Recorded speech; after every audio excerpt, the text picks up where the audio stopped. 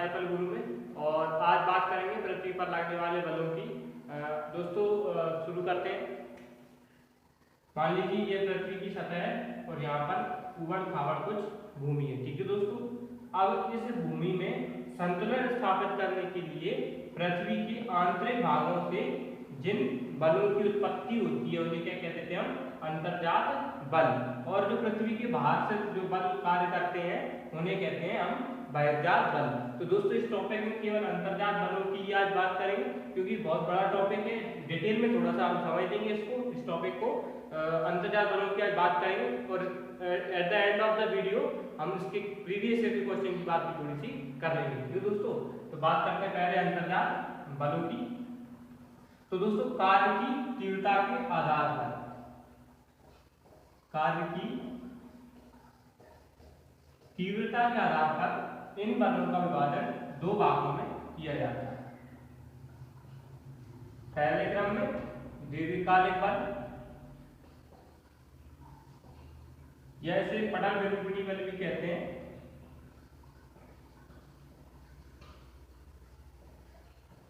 और दूसरे क्रम में आकस्मिक, या इसे अल्पकालिक बल भी कहते हैं, ठीक है दोस्तों।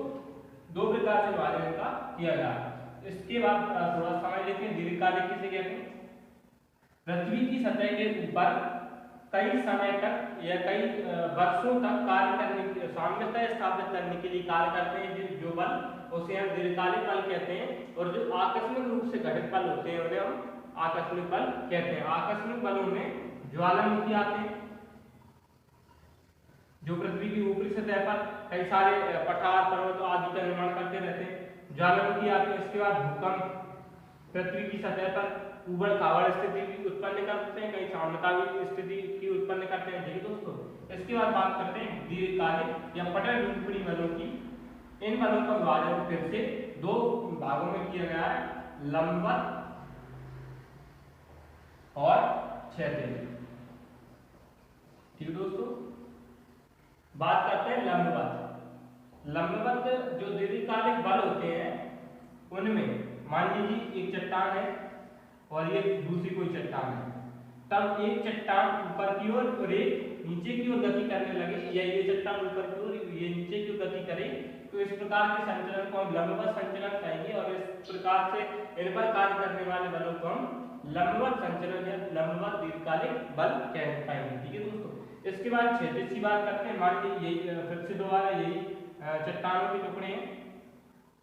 अब चट्टान के टुकड़े एक दूसरे की ओर गति करें या एक दूसरे से बाहर की ओर गति करें, तो इस प्रकार के संचलन को क्या कह देंगे? क्षैतिज संचलन।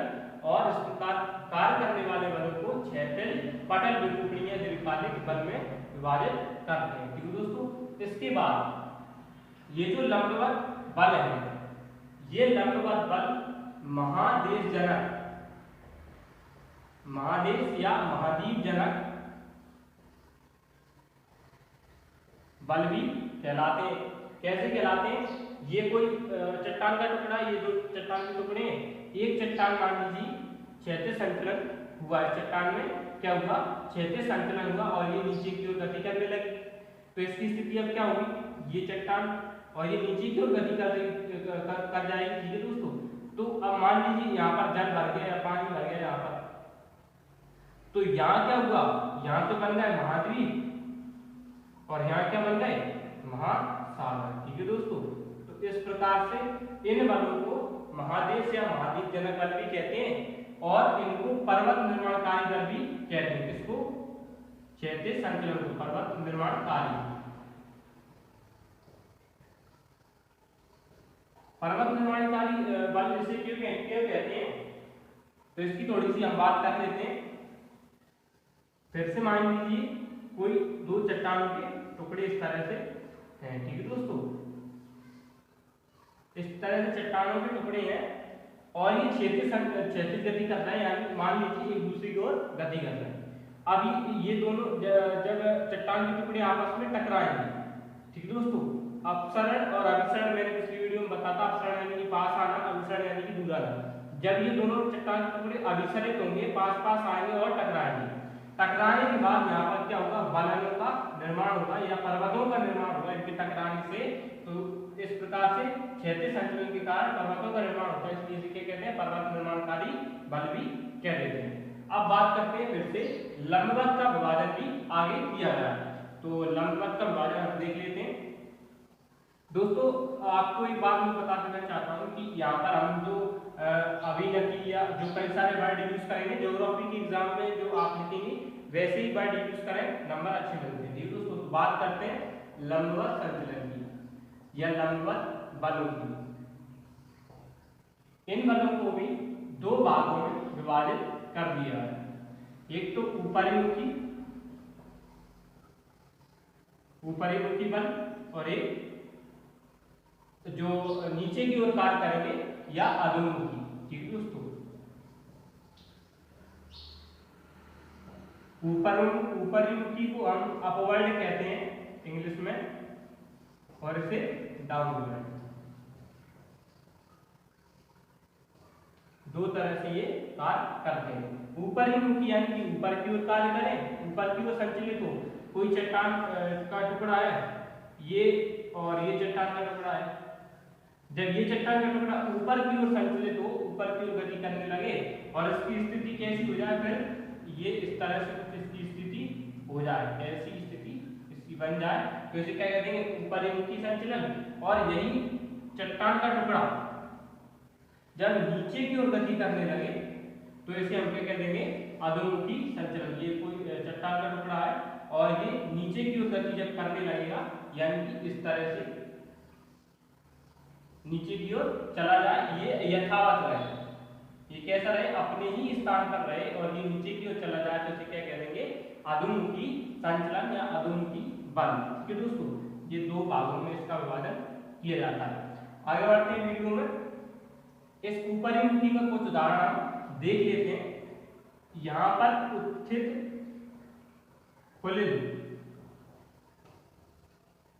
पुलिन में स्थल खंड का निर्माण करते हैं। अभी बात की थी कुछ भाग ऊपर उठ जाए, यानी कि ऊपर उठने से जो स्थल खंड बनेंगे उसे उत्थित पुलिन या स्थल खंड। उत्थित का मतलब ऊपर उठना होता है। ठीक है दोस्तों, इसका ये जो अभी 2018 में PSC में आया था, अल्लाह बांध करके एक पूछ लिया है। तो कुछ बच्चे दोस्तों जिनको इसके बारे में जानकारी नहीं थी, तो उन्होंने इसका मतलब बड़ा मजाक की तरह से उत्तर दिया कि इस बांध को बनाने में अल्लाह का नाम दिया गया, तो इसको अल्लाह बांध कहा है, लेकिन ऐसा नहीं है। जो अल्लाह बांध है इसके बारे में ब्रीफ में हम बात कर लेते हैं। जो भारत की कच्छ का जो क्षेत्र है, ठीक है दोस्तों, ये जो कच्छ का क्षेत्र है, यहाँ पर ये कच्छ क्षेत्र में यहाँ पर 24 किलोमीटर उत्थित भूमि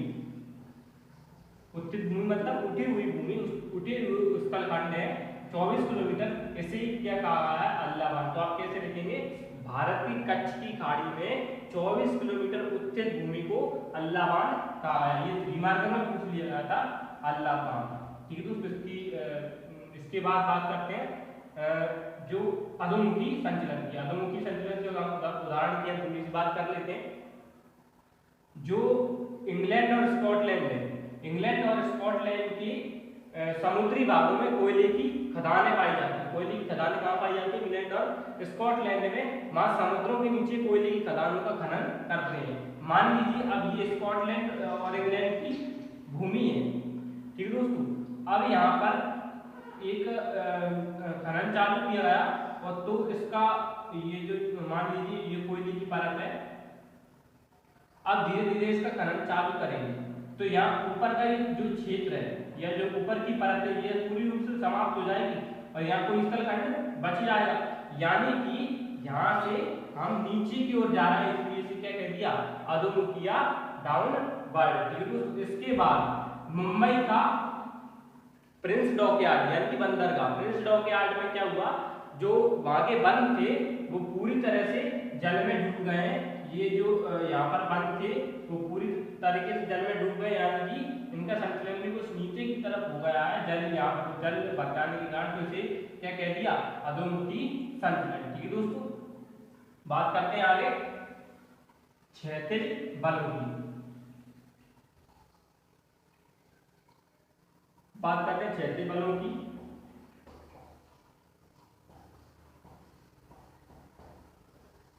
दोस्तों क्षैतिज बलों में दो प्रकार के फिर से कार्य करते हैं, एक तो संपीड़न और एक तनाव। संपीड़न की बात करते हैं, संपीड़न यानी कि सिकुड़ना। मान लीजिए ये कोई चट्टान के टुकड़े, चट्टान का एक टुकड़ा है और ये अब इसमें क्या हुआ, दोनों तरफ से क्या हुआ, दबाव लगा किसी और स्थल भूखंड के माध्यम से इसमें दबाव लगा, तो इसमें क्या हुआ, इसमें संपीड़न हुआ, कंप्रेस हुआ और इसमें क्या हुआ, इस तरह से एक आकृति इसमें बन जाएगी, बलन का निर्माण इसमें हो जाएगा। ठीक है दोस्तों, तो इसे क्या कहेंगे, संपीड़न कहेंगे। और जब यही चट्टान के टुकड़े में किसी बाहर कारक के माध्यम से या किसी और तरह से तनाव उत्पन्न होने लगे, यानी कि टेंशन उत्पन्न यहाँ से होने लगे और ये बीच में से क्या हुआ, ये तनाव के कारण इसका अपसरण होने लगेगा और ये दो भागों में टूट जाएगा, तो इसे क्या कह देंगे, तनाव। एक क्षैतिज बल के माध्यम से इसमें तनाव उत्पन्न हो जाएगा, इसे तनाव कहेंगे। और इसके बाद तनाव उत्पन्न इसमें हो जाएगा। ठीक है दोस्तों, ये दो प्रकार से इनका विभाजन किया गया है, संपीड़न और तनाव बल। अब आगे बात करते हैं दोस्तों,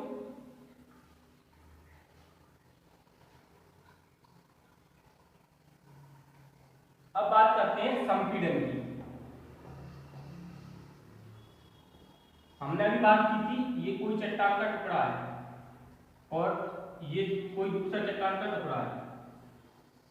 मान लीजिए दोनों आपस में टकरा के, तो यहाँ पर क्या होगा, इस तरह से कुछ आकृति बनेगी। मैं एक रजिस्टर के माध्यम से आपको समझाने का प्रयास करता हूँ। मान लीजिए ये कोई एक रजिस्टर है, ठीक है दोस्तों। अब क्या होता है कि यहाँ पर और यहाँ पर बल लगता है, दोनों की तरफ से कंप्रेस होने के बाद ये क्या होगा, इस तरह से ऊपर उठना चालू हो जाएगा, तो इसे क्या कह देंगे, हम संपीड़न कहेंगे। और जो इस तरह से आप देख पा रहे होंगे चारों तरफ की जो बैंड बन गया है, इसे हम बलन कहेंगे, इसे हम क्या कहेंगे, बलन कहेंगे। ठीक है दोस्तों, तो इसे हम बलन कह देंगे।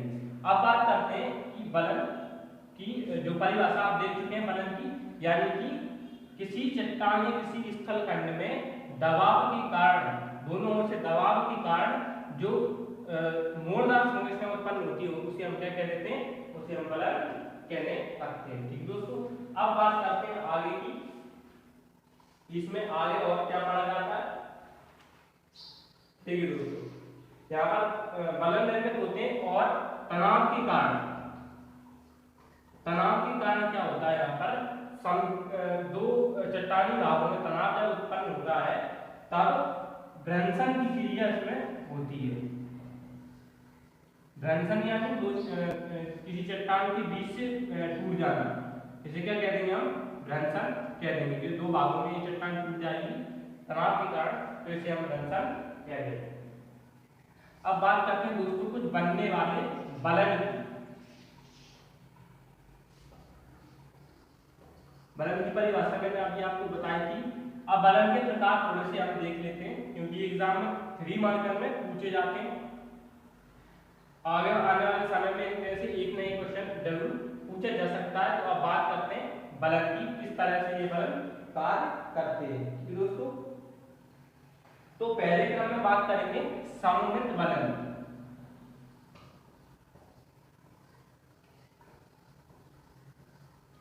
सममित बलन की पहले क्रम में बात करेंगे। इसमें क्या होता है दोस्तों, कोई ये चट्टान का टुकड़ा या कोई ये स्थल खंड है, तब जब इसमें संपीड़न उत्पन्न होता है, तो इसकी जो भुजाएं हैं वो समान रूप से, यानी कि समान रूप से इनमें क्या होता है, बलन पड़ जाता है। ऊपर और नीचे दोनों समान रूप से बलित आकार ग्रहण करते हैं, यानी कि यहाँ पर जो कोण बनेगा और यहाँ पर जो कोण बनेगा वो दोनों क्या होंगे, समान होंगे, समान रूप से होंगे। तो क्या कह देंगे, भुजाओं की जो लंबाई होगी, भुजाओं की समान लंबाई,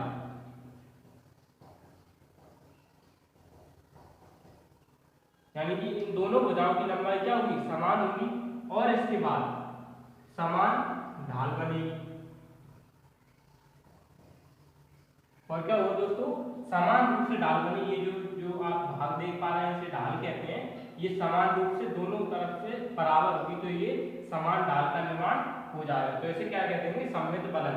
तो इसे कैसे लिखेंगे, जब किसी चट्टान की टुकड़ी या स्थल भूखंड में जब संपीड़न उत्पन्न होता है या दबाव लगता है तब उसमें भुजाओं की लंबाई समान होती है और ढाल की जो लंबाई है या जो ढाल है वो भी समान होती है। तो इस प्रकार बने बलन को हम क्या कहते हैं, सममित बलन।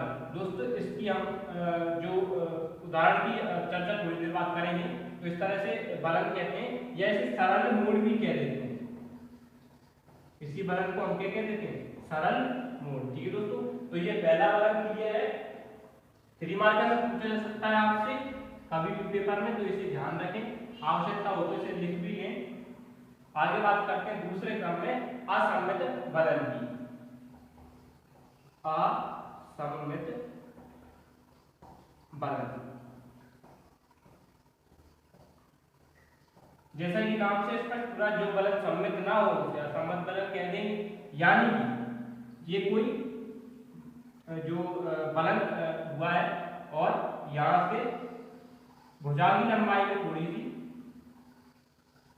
भुजा की लंबाई में परिवर्तन हो, यानी कि भुजाएं या भुजा की लंबाई असमान,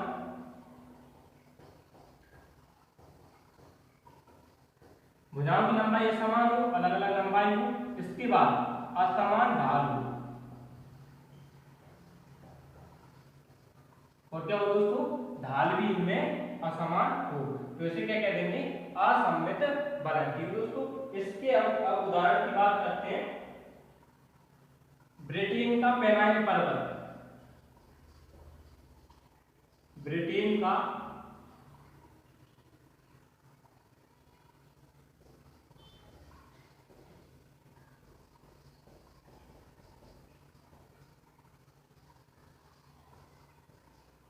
का पेनाइल पर्वत किसका उदाहरण है, असममित बलन का। सममित बलन का दोस्तों उदाहरण हम देख लेते हैं। आप चाहे तो लिख भी लें। सममित बलन का जो उदाहरण है वो है स्विट्जरलैंड का जूरा पर्वत।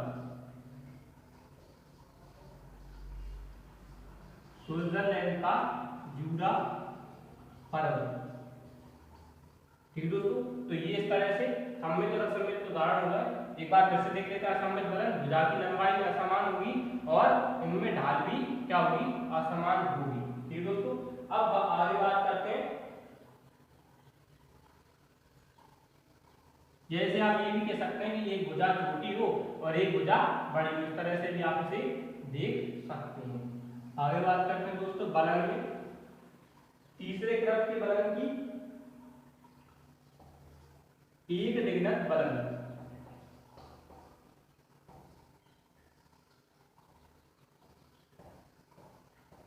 दोस्तों ज्योग्राफी का बहुत ही इजी टॉपिक है, बहुत ही आसानी से समझ में आ जाता है।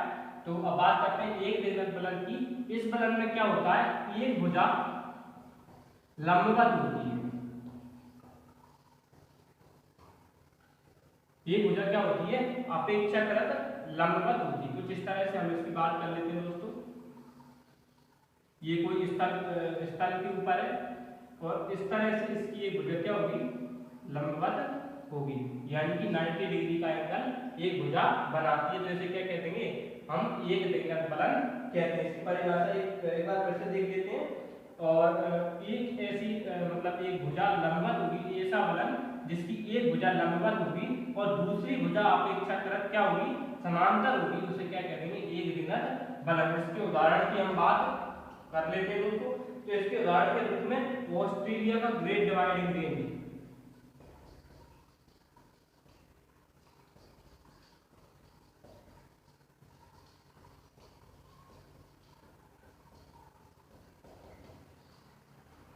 ऑस्ट्रेलिया का ग्रेट डिवाइडिंग रेंज इसका उदाहरण है, एक दिग्नत बलन का उदाहरण है। ठीक है दोस्तों, अब बात करते हैं आगे की, और कौन कौन से बलन बनते हैं उनकी भी हम बात कर लेते हैं।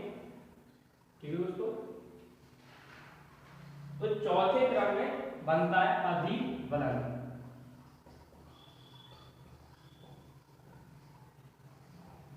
दोस्तों ये सब जो बलन निर्मित हो रहे हैं वो दबाव की तीव्रता के आधार पर निर्मित हो रहे हैं, यानी कोई चट्टान है उनमें किस तरह से दबाव लग रहा है, किस स्थिति में या तीव्रता के हिसाब से दबाव लग रहा है, तो उस हिसाब से ये जो बल है निर्मित हो रहे हैं। तो इस तरह से बात करते हैं हम अधिवलन की। अधिवलन में क्या होता है, ये भुजा इस तरह से होती है, थोड़ी सी समांतर होती है और ये कुछ और झुकी हुई होती है, इससे इस भुजा से थोड़ी सी और झुकी हुई होती है। इसमें एक भुजा क्या होती है, अपेक्षाकृत छोटी होती है, दूसरी भुजा की लंबाई अपेक्षाकृत ज्यादा होती है। क्या लिख सकते हैं, एक भुजा छोटी व एक भुजा अपेक्षाकृत लंबी होती है। ठीक है दोस्तों, तो इस तरह से आपने देखा अधिवलन क्या होता है, इसकी एक भुजा तो क्या हो, लंबी हो, ढाल भी अधिक हो, और दूसरी भुजा कुछ कम छोटी हो और ढाल भी अधिक ना हो, जैसे ढाल ना के बराबर हो, तो इसे क्या कह देंगे, इसे कह देंगे अधिवलन। इसका उदाहरण देख लेते हैं हम।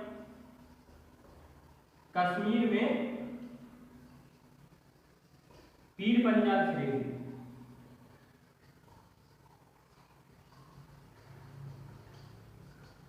कश्मीर की पीर पंजाल श्रेणी जो है अधिवलन का एक उदाहरण है। ठीक है दोस्तों, अब बात करते हैं नेक्स्ट आने वाले वलन की। नेक्स्ट बात करते हैं समनत वलन। 5वें क्रम में समनत वलन। तो बात करते हैं समनत वलन की। समनत वलन तो होता है, ये जो वलन पढ़ते हैं उनमें क्या होता है, भुजाएं एक दूसरे के समांतर होती है, अपेक्षाकृत क्या होती है, भुजाएं समांतर हो जाती है। आप देख पा रहे हो कि कोई चट्टान का टुकड़ा उसमें इस तरह से अभी क्या हो रहा है, दबाव अधिक लग रहा है, यहाँ पर दबाव की तीव्रता कम है। तो ये दोनों भुजाएं क्या है, एक दूसरे के लगभग क्या है, समांतर है। तो कैसे लिख सकते हैं, एक दूसरे की समांतर भुजाएं। भुजाएं क्या होंगी, एक दूसरे के समांतर होंगी, लेकिन ये आप देख पा रहे हैं एक दूसरे के छेदे नहीं है बिल्कुल, या इस तरह से एक दूसरे के क्या छेदे नहीं है, या स्थल खंड के छेदे नहीं है। तो क्या लिख देंगे आगे, परंतु क्षैतिज नहीं। तो इस तरह से क्या समनत वलन का निर्माण होता है। क्या लिखेंगे, एक भुजा दूसरी भुजा के समांतर होती है परंतु क्षैतिज नहीं होती। तो इस प्रकार निर्मित वलन को समनत वलन हम कह देते हैं। समनत वलन का उदाहरण हम देख लेते हैं, पाकिस्तान का कालचित्ता।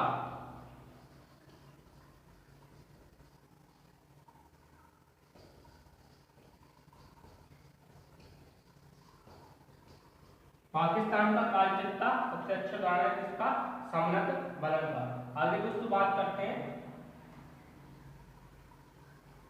आगे आने वाले वलन की। दोस्तों आशा है आपको ये सब समझ में आ रहा होगा, और साथ में हम राइटिंग प्रैक्टिस भी कर रहे हैं कि किस तरह से इसको लिखा जाए एग्जाम में। तो बात करते हैं आगे परिवलन।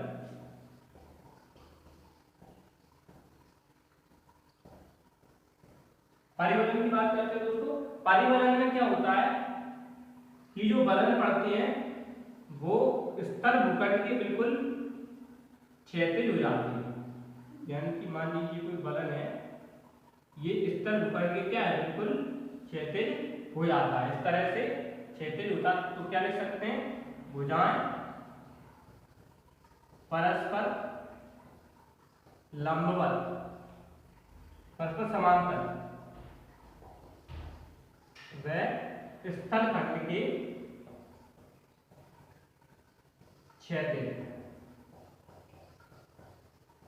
इस तरह से हम क्या लिख देंगे, जो भुजाएं हैं परस्पर क्या होती हैं, समांतर होती हैं एक दूसरे के, और स्थल खंड क्या होती हैं, क्षैतिज होती हैं। तो इस प्रकार निर्मित वलन को परिवलन हम कह देंगे। इसके उदाहरण की हम बात कर लेते हैं। ब्रिटेन का उदाहरण बात करते हैं, ब्रिटेन का कैरिकेशन पर्वत।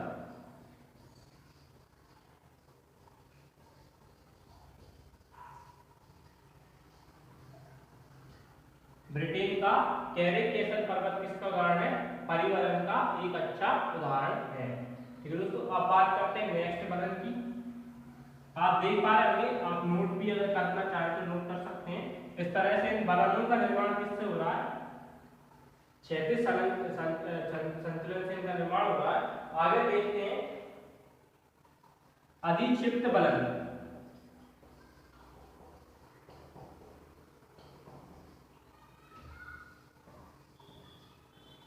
अधिक्षिप्त बलन या इसे प्रतिबलन भी कह देते हैं या प्रतिबलन। ठीक है दोस्तों, इसमें क्या होता है, जो एक भुजा है वो दूसरी भुजा के बिल्कुल ऊपर स्थापित हो जाती है। कैसे? इस तरह से एक भुजा दूसरी भुजा के बिल्कुल ऊपर स्थापित हो जाती है। ये भुजा, ये दूसरी भुजा, ये इसके ऊपर बिल्कुल स्थापित हो जाती है, तो इसे क्या कह देंगे? अधिक्षिप्त बलन हम कह देंगे। ठीक है दोस्तों, इसके उदाहरण की हम बात करते हैं। दोस्तों, उदाहरण आपको लिखना कंपलसरी है। आप अगर उदाहरण नहीं लिखेंगे तो नंबर नहीं मिलेंगे। इसकी बात करते हैं कश्मीर का ग्रीवा खंड।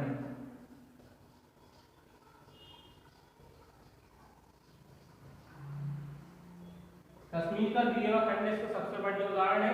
ग्रीवा खंड किसे कहते हैं? ये दोस्तों देखिए, जब ये दोनों भुजा एक दूसरे की क्या हो जाती है?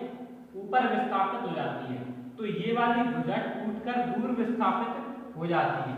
टूटकर क्या हो जाती है? दूर विस्थापित हो जाती है, तो इसे हम क्या कह देंगे? ग्रीवा खंड। इंग्लिश में से नेपे कहते हैं, नेपे। ठीक है दोस्तों, इंग्लिश में से कहते हैं नेपे। ये भुजा दूर विस्थापित हो जाती है टूट करके, तो इसे हम क्या कह देंगे? ग्रीवा खंड कहते हैं। इस प्रकार से अधिक्षिप्त बलन का निर्माण हो जाता है। दोस्तों, इसके बाद बात करते हैं नेक्स्ट जो है पंखाकार बलन। हालांकि ये कोई बलन का प्रकार नहीं है, फिर भी इसकी बात करते हैं पंखाकार बलन। दोस्तों, अभिनति और अपनति की बात करते हैं, यानी कि मान लीजिए ये कोई स्थलाकृति में बलन निर्मित हुए, बलनों का निर्माण हुआ है, तो जो ऊपर उठे हुए भाग हैं, ऊपर उठे हुए भाग हैं, उन्हें क्या कहते हैं? हम अपनति। उन्हें हम क्या कह देते हैं? अपनति। और जो नीचे गए हुए भाग हैं, जो नीचे की ओर जाते हैं, उन्हें क्या कहते हैं? अभिनति। अभिनति और अपनति नहीं कहते हैं। तो पंखाकार बलन में क्या होता है? इन्हीं अभिनति और अपनतियों के ऊपर और क्या बन जाते हैं? और बलनों का निर्माण हो जाता है। इन्हीं के ऊपर, इन्हीं अभिनति और अपनतियों के ऊपर क्या हो जाता है? और बलनों का निर्माण हो जाता है, तो इसे क्या कह देते हैं? हम पंखाकार बलन कह देते हैं। इसके उदाहरण की हम बात करते हैं, पंखाकार बलन के उदाहरण की। छोटा नागपुर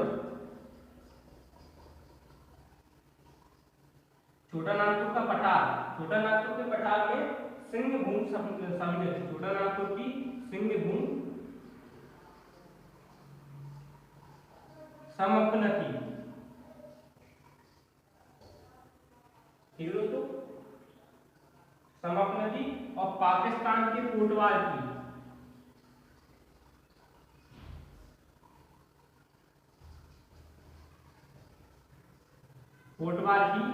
समअभिनति।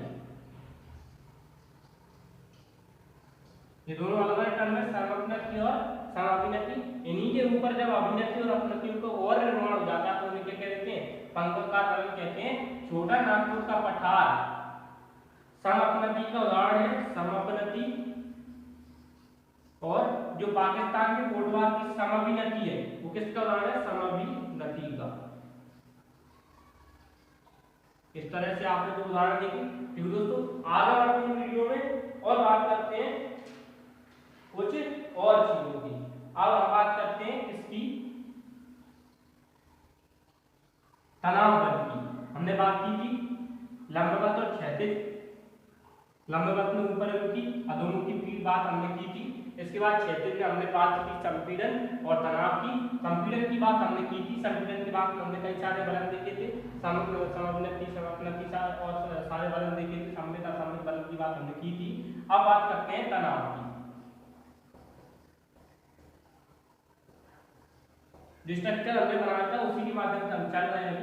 तनाव की बात हम करते हैं कि तनाव हमने बात की थी, तनाव क्या होता है, इसके माध्यम से क्या होता है, घर्षण होता है, फॉल्ट, फॉल्टिंग इसे कहते हैं अंग्रेजी में, घर्षण। जब एक चट्टान में तनाव उत्पन्न होता है, यानी दोनों तरफ से क्या होता है, फोर्स ऑफ टेंशन, तनाव बल उत्पन्न होता है, तब चट्टान का बीच का जो भाग है वो अत्यधिक तनाव के कारण टूट जाता है। तो इसे टूटने की क्रिया को क्या कहते हैं, हम भ्रंशन कहते हैं। इस टूटने की क्रिया क्या कहते हैं, हम भ्रंशन कह देते हैं। ठीक है दोस्तों, अब बात करते हैं भ्रंशन के कारण कौन कौन सी स्थलाकृतियों का निर्माण हो जाता है। तो पहले बात करते हैं, सबसे पहले बात करते हैं सामान्य भ्रंश।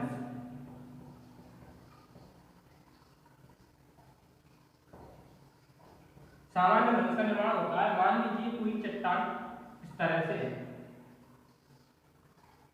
ठीक है दोस्तों।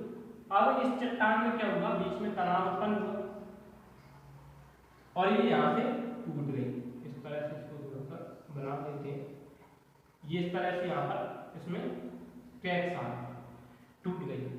अब आगे जाने के बाद क्या होगा, ये तो एक जो स्थल खंड समान रहेगा, दूसरा स्थल खंड इसके नीचे की ओर ढल जाएगा। ये जो स्थल खंड नीचे की ओर चला जाएगा, तो यहाँ पर जो निर्मित होगा, भ्रंश जो निर्मित होगी, जो भ्रंश निर्मित होगी, इसे क्या कहेंगे, सामान्य भ्रंश। यानी कि बहुत ज्यादा परिवर्तन ना हो, या तो ये नीचे चला जाए या कोई ऊपर उठ जाए, तो इसे क्या कहेंगे, हम सामान्य भ्रंश कहते हैं। ठीक है दोस्तों, नेक्स्ट बात करेंगे उत्क्रम भ्रंश की। इसी बात करेंगे उत्क्रम भ्रंश की।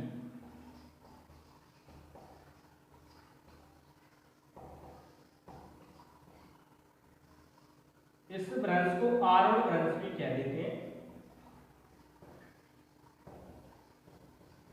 उत्क्रम भ्रंश या आरोहण भ्रंश, रिवर्स फॉल्ट,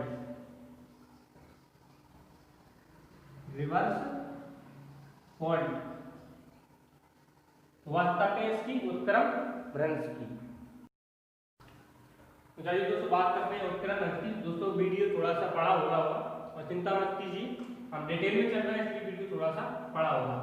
बात करते हैं उत्क्रम भ्रंश की। मान लीजिए कोई चट्टान का ये टुकड़ा, इस तरह से कोई चट्टान है ये। अब क्या होता है कि संपीड़न बल के कारण, यानी कि दोनों तरफ से क्या हुआ, टेंशन यानी तनाव उत्पन्न, दोनों तरफ से संपीड़ित हुआ, प्रेशर बढ़ा, और क्या हुआ, एक चट्टान का टुकड़ा दूसरे चट्टान के टुकड़े के ऊपर चढ़ जाता है। इस तरह से आरोहण हो जाता है, यानी ऊपर चढ़ जाता है। तो इस प्रकार से निर्मित जो भ्रंश होते हैं, इस तरह से निर्मित भ्रंश होते हैं, उन्हें क्या कहते हैं, हम आरोहण भ्रंश या उत्क्रम भ्रंश। दोस्तों ये जो भाग आप देख पा रहे हैं यहाँ पर ऊपर, इसे हम क्या कहते हैं, कगार कहते हैं। क्या कहते हैं दोस्तों, इसे कगार कहते हैं। तो इस तरह से उत्क्रम भ्रंश का निर्माण होता है। इसके उदाहरण की हम बात करते हैं, तो जो विंध्यन कगारी क्षेत्र है,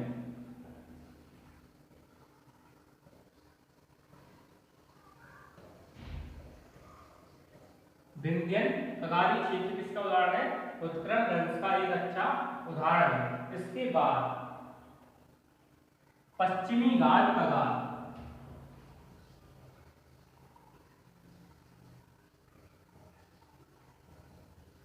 पश्चिमी घाट कगार भी किसका उदाहरण है, उत्क्रम भ्रंश का एक अच्छा उदाहरण है। ये दोस्तों अब बात करते हैं आगे और बनने वाले भ्रंशों की, कि आगे और कौन कौन से भ्रंश यहाँ पर निर्मित होते हैं। ठीक है दोस्तों,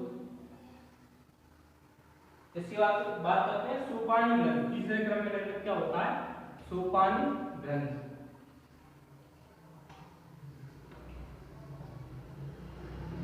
सोपान का मतलब थोड़ा आप जानते होंगे, सीढ़ियों से होता है।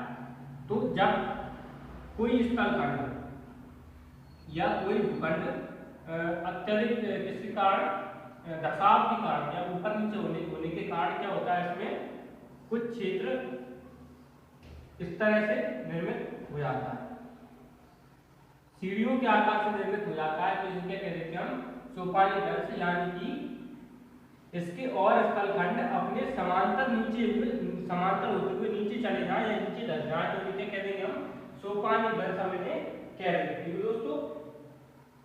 ये सभी एक ही दिशा में नीचे की ओर जाते हैं, यानी कि एक ही दिशा में नीचे की ओर जाते हैं, उसे कह देंगे सोपानी वृक्ष। यहाँ पर जलप्रपात और छिपलिकाओं का निर्माण यहाँ पर हो जाता है, यानी कि यहाँ से जल आया तो जलप्रपात का निर्माण इस तरह से होता है। बात करते हैं इसके उदाहरण की, तो यूरोप की राइन नदी घाटी, यूरोप की राइन नदी घाटी किसका उदाहरण है, सोपानी वृक्ष का उदाहरण है। ठीक है दोस्तों, आप समझ पाए होंगे सोपानी वृक्ष इसे कहते हैं। दोस्तों बोर्ड छोटा होने के कारण ये बार बार मुझे साफ करना पड़ रहा है, इसके लिए माफी चाहता हूँ। आगे बात करते हैं ट्रांसपेरेंट वृक्ष की।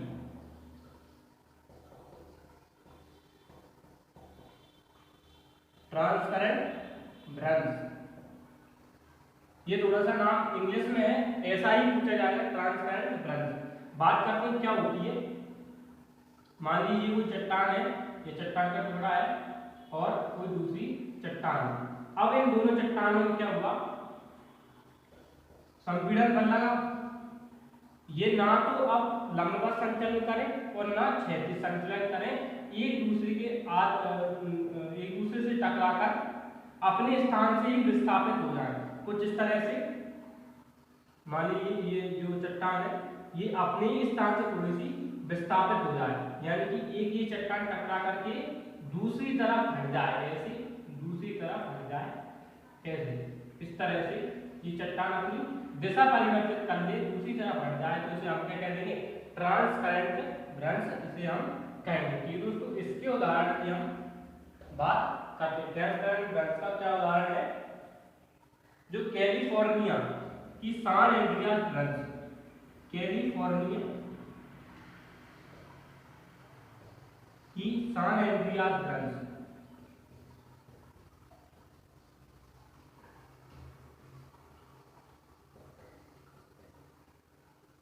कैलिफोर्निया की सान एंड्रियास वृक्ष बनती है, इसका उदाहरण है। ट्रांसपेरेंट वृक्ष का उदाहरण है दोस्तों, इसके ऊपर एक अच्छी सी मूवी बनी है वृक्ष, एंड्रियास वृक्ष के नाम से, एंड्रियास वर्ल्ड के नाम से, तो आप जरूर देखें। और हिमालय की गढ़वाल और उत्तरकाशी क्षेत्र, गढ़वाल और उत्तरकाशी क्षेत्र भी किसके उदाहरण है, ट्रांसपेरेंट वृक्ष के उदाहरण है। ठीक है दोस्तों, आगे के वृक्षों की हम बात कर लेते हैं और किस किस का निर्माण होता है। दोस्तों ये तो संपीड़न बल के कारण हुई वृक्षों की बात, यहाँ पर वृक्षों का निर्माण हुआ है, इनके कारण कुछ और स्थलाकृतियों का निर्माण होता है, उनकी भी हम बात कर लेते हैं अन्य स्थलाकृतियों में।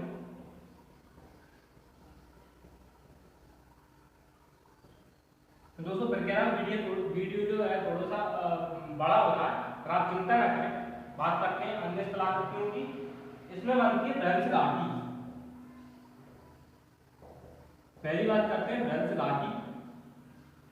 वृक्ष घाटी क्या होती है, मान लीजिए ये 3 ब्लॉक है, ये 3 चट्टान जो स्थल भूखंड है, 3 स्थल भूखंड इस तरह से है।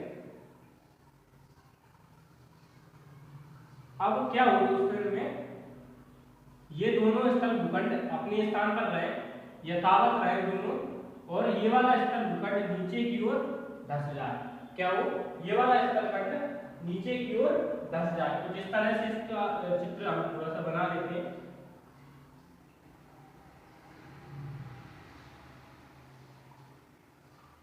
यानी कि यहाँ पर ये जो ब्लॉक है आप देख पा रहे होंगे, ये ब्लॉक थोड़ा सा इस तरह से नीचे धंस जाए, ये वाला ब्लॉक है ये नीचे धंस जाए, तो जिस घाटी का निर्माण होगा यहाँ पर क्या होगा, जिस घाटी का यहाँ पर निर्माण होगा, ये जो आप खाली क्षेत्र देख रहे हैं ये घाटी है, इस घाटी का निर्माण होगा उसे कह देंगे भ्रंश घाटी। ठीक है दोस्तों, इसे हम कहेंगे भ्रंश घाटी। इसके उदाहरण की हम बात करते हैं। दोस्तों जो इसके उदाहरण है वो बहुत ही इंपॉर्टेंट है, पेपर में एक बार पूछ लिए गए थे। ठीक है दोस्तों, बात करते हैं इसके उदाहरण की। जॉर्डन मृत सागर, जॉर्डन में मृत सागर किसका उदाहरण है? भ्रंश घाटी का उदाहरण। इसके बाद अफ्रीका का न्यासा रूडोल्फ, अफ्रीका का न्यासा रूडोल्फ, ये झीलें हैं अफ्रीका की न्यासा रूडोल्फ, टांगनिका, टांगनिका, अल्बर्ट, अफ्रीका की न्यासा रूडोल्फ, टांगनिका, टांगनिका और रूडोल्फ और एडवर्ड, एडवर्ड झीलें।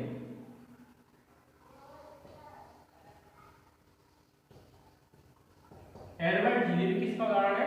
भ्रंश घाटी का उदाहरण। आपसे पूछ सकते हैं 3 मार्क में भ्रंश घाटी का उदाहरण देखिए, ऐसे पूछ सकते हैं अफ्रीका की भ्रंश घाटी के उदाहरण देखिए तो न्यासा रूडोल्फ, टांगानिका, ये टांगानिका, अल्बर्ट और एडवर्ड झील किसके उदाहरण है? भ्रंश घाटी के उदाहरण। दोस्तों भारत में बात करते हैं तो भारत में मध्य प्रदेश में जो नर्मदा और ताप्ती क्षेत्र, ताप्ती नदियां जो बहती है, नर्मदा और ताप्ती, और भारतीय क्षेत्र में दामोदर, ये भी किसमें बहती हैं? भ्रंश घाटी में बहती है। तो ठीक है दोस्तों, तो आपसे पूछ सकते हैं, एक बार पूछ लिया गया था कि भ्रंश घाटी में बहने वाली नदियों के नाम लिखिए। भारत में भ्रंश घाटी में बहने वाली नदियों के नाम लिखिए, तो क्या कहेंगे? क्या है? नर्मदा, ताप्ती और दामोदर। ठीक है दोस्तों, बात करते हैं आगे।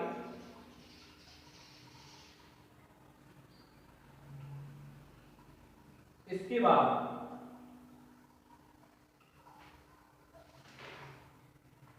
यूएसए में कैलिफोर्निया की घाटी,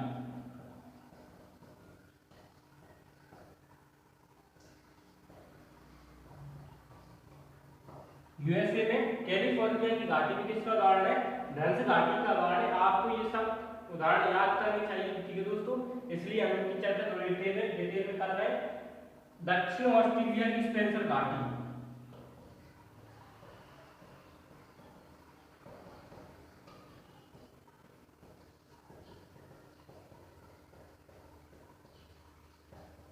दक्षिण ऑस्ट्रेलिया की स्पेंसर घाटी किसके उदाहरण थी? भ्रंश घाटी का उदाहरण थी। ठीक है दोस्तों, अब आप बात करते हैं आगे बढ़ने वाली भ्रंश घाटी और अन्य स्थलाकृतियों की। अब बनती है दोस्तों रैंप घाटी, दूसरे क्रम में क्या? रैंप घाटी।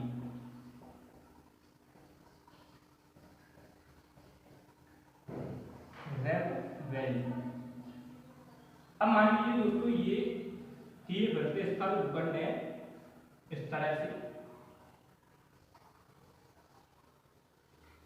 अब दोस्तों इनमें क्या हो कि ये जो बीच का स्तंभ है ये यथावत रहे और जो दोनों ओर के मध्य, जो दोनों ओर के किनारों के स्थल भूखंड है वो ऊपर की ओर उठ जाए। तो कुछ इस तरह से स्थलाकृति आपको देखने को मिलेगी इस तरह से।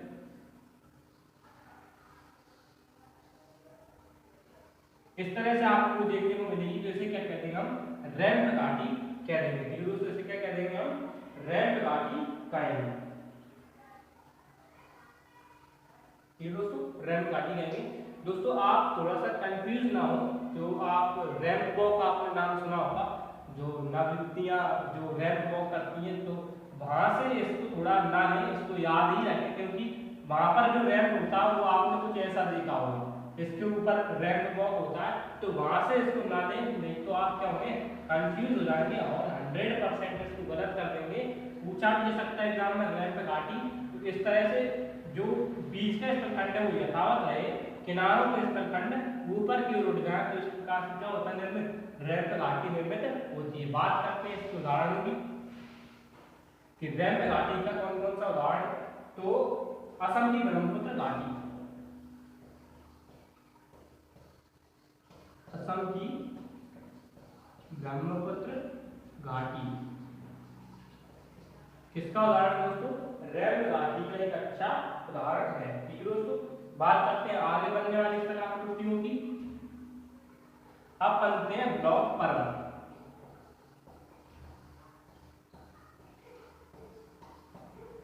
ये हम एक एक टुकड़ों में क्यों पढ़ रहे हैं क्योंकि दोस्तों ये 3 मार्कर से ज्यादा नहीं पूछे जा सकते, या इनका एग्जाम्पल पूछेंगे या खुद यही पूछेंगे कि ब्लॉक पर्वत किसे कहते हैं, इस तरह से पूछ सकते हैं, इसलिए हम इनको टुकड़ों में पढ़ रहे हैं। ठीक है दोस्तों, बात करते हैं ब्लॉक पर्वत की। ब्लॉक पर्वत क्या होता है? जब यही फिर से 3 स्थल खंड, सारी क्रिया इन्हीं में होगी, स्थल खंडों में ही। जब ये स्थल खंड दोनों सामने के स्थल खंड तो क्या है, यथावत रहे, और जो ये वाला बीच का स्थल खंड है ऊपर की ओर उड़ जाए, क्या वो बीच का जो स्थल खंड है ऊपर की ओर उड़ जाए, तो इसे हम क्या कह देंगे? ब्लॉक पर्वत कह देंगे। पर तो ये थोड़ा सा गलत हो गया है इसको। ये जो बीच का स्थल खंड है वो सामने के स्थल खंड क्या हो, नीचे की ओर ढल जाए, सामने की स्थल खंड नीचे की ओर ढल जाए, और ये स्थल खंड क्या हो, यथावत रहे। तो इस तरह से निर्मित क्या होता है? ब्लॉक पर्वत निर्मित होता है। कैसे दोस्तों, बात आप देखते हैं इनका आगे क्या तरह स्थिति बनेगी इसकी। ये कुछ इस तरह से इसकी आकृति बन जाएगी ब्लॉक पर्वत की। यानी कि ये वाला स्थल खंड क्या था, यथावत था, लेकिन ये दोनों स्थल खंड क्या है, नीचे चलेगा, इसलिए क्या बना? ब्लॉक पर्वत बना। बात करते हैं इसके उदाहरण की। तो जो भारत में सतपुड़ा ब्लॉक पर्वत, इसका उदाहरण आता है भारत में सतपुड़ा ब्लॉक पर्वत।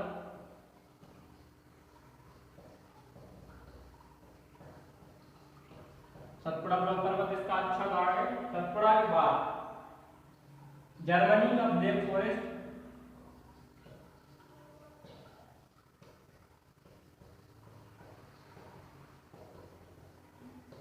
और बाजे, ये दोनों भी किसके उदाहरण है? ब्लॉक पर्वत के अच्छे उदाहरण। इसके बाद पाकिस्तान की सॉल्ट रेंज,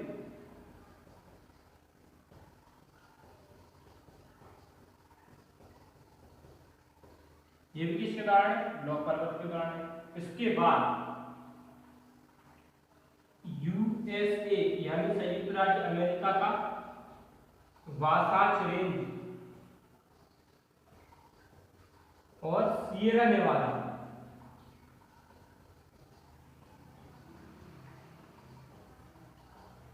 वासाच रेंज और सियरा नेवादा भी किसके उदाहरण है? ब्लॉक पर्वत के अच्छे उदाहरण है। दोस्तों ये ध्यान रखिए, सियरा नेवादा जो है वो विश्व का सबसे ऊंचा ब्लॉक पर्वत है। ठीक है दोस्तों, क्या है विश्व का सबसे ऊंचा ब्लॉक पर्वत कौन सा है? सियरा नेवादा। ठीक है दोस्तों, अब बात करते हैं आगे।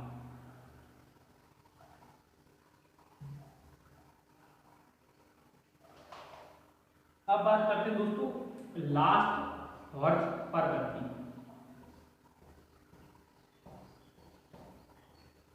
हॉर्स पर्वत क्या होता है? ठीक है दोस्तों, अभी तक क्या देख रहे थे हम, ये बीच का जो मध्यवर्ती स्तंभ था वो तो यथावत था, नीचे के स्तंभ जो किनारे वाले स्तंभ थे वो नीचे चले गए थे।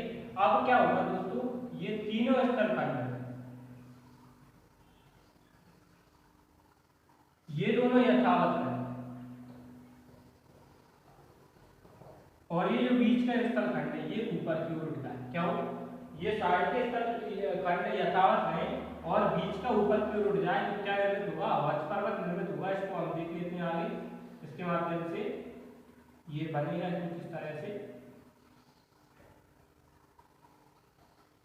दोस्तों आप देख पा रहे हो कि इनमें बहुत ज्यादा भिन्नता नहीं, किसमें? अभी जो बात की थी ब्लॉक पर्वत में और हॉर्स पर्वत में बहुत ज्यादा भिन्नता नहीं है, केवल इन स्थल खंडों का ऊपर नीचे जाना ही संचलन ही क्या है, इनमें अंतर उत्पन्न कर देता है। तो ये किनारों वाले स्तंभ यथावत रहे, बीच का स्तंभ ऊपर की ओर जाए तो क्या निर्मित हुआ? हॉर्स पर्वत निर्मित हुआ। ये ध्यान रखिए। ठीक है दोस्तों, दोनों कंफ्यूज करते हैं, इसलिए आप थोड़ा सा ध्यान रखिए। इसके उदाहरण की बात करते हैं हॉर्स पर्वत की, तो जर्मनी का हॉर्स पर्वत,